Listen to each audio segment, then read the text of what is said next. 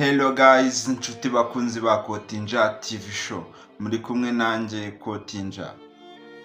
Mbere na mbere niba utarakanda subscribe, banza ukande subscribe kugira ngo tujye tubasha kubana gatanu kuri gatanu. Ubu rero uyu munsi mw'iki gitondo, mbere na mbere aho muri hose mbanje kubasuhuza. So rero mbere na mbere yo kugira ikindi kintu nkora, mbere yo kugira ikindi kintu njyamo, ndabanza nkiragiza Imana. So rero nagira ngo nawe niba utari wamenya ibi bintu cyangwa se ubyuka ukahita wigira mu kazi kawe, utafashe umwanya niyo yaba iminota 2 cyangwa umunota 1 wo kwiragiza Imana, uba uri mu makosa cyane, kuko ubu buzima dufite ntabwo bwapfuye kwizana, hari benshi babubuze. So rero nimba wowe ugifite umwanya muri iyi si, ukiva amaraso, ugihumeka, ukajya mu kazi ukagira, so take your time, usenga Imana iguha umugisha, ukomeze ukora ibikorwa byawe. Mucyo dushima Imana. Ku izina ry'Imana Data na Mwana na Roho Mutagatifu. Dawe uri mu ijuru, izina ryawe niryubahwe, ingoma yawe yogere hose, ushaka gikorwa munsi nk'uko gikorwa mu ijuru. Nyagasani Mana yanjye, wowe waremye ijuru n'isi, mbere na mbere mbanje kugushimira kubwo kuba gihumeka.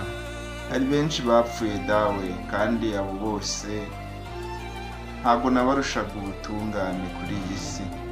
None rero Mwami Imana, kuko wemeye ko mbaho, ukampa impano y'ubuzima nta kintu watse, nta kiguzi, niyo mpamvu ushimiye kuri ibyo wakoze. Ubu aka kanya Nyagasani Mana yanjye, watse impano yo gukomeza kundindira ubuzima no kumpa ibyo nkeneye, kuko ubizi kundusha, ukuri Imana imenya byose.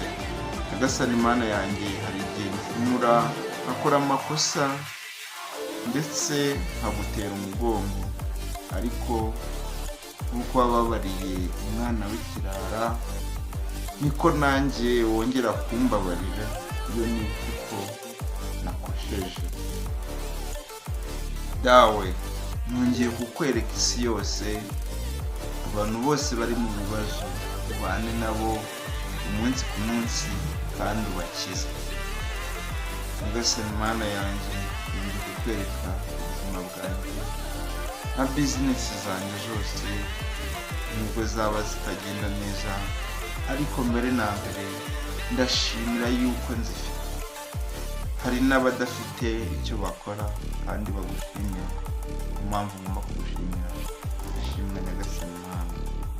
Izina ry'Imana Data na Mwana na Roho Mutagatifu. Amen. So umuntu uzareba iki kiganiro ntazantera amabuye. Uyu munsi nsenze gutya kuko numvaga ku mutima ariko bimeze, ariko nawe aho waba usengera hose, urusengero Imana ishaka ni umutima w'umuntu, ntabwo ari idini. Waba uri umuyisilamu, waba uri umugatulika, waba uri umwadeperi, waba uri umuyehova, fata umwanya wawe uha Imana icyubahiro, kuko niyo yakuremye. Icyubahiro ni icy'Imana, iteka n'iteka.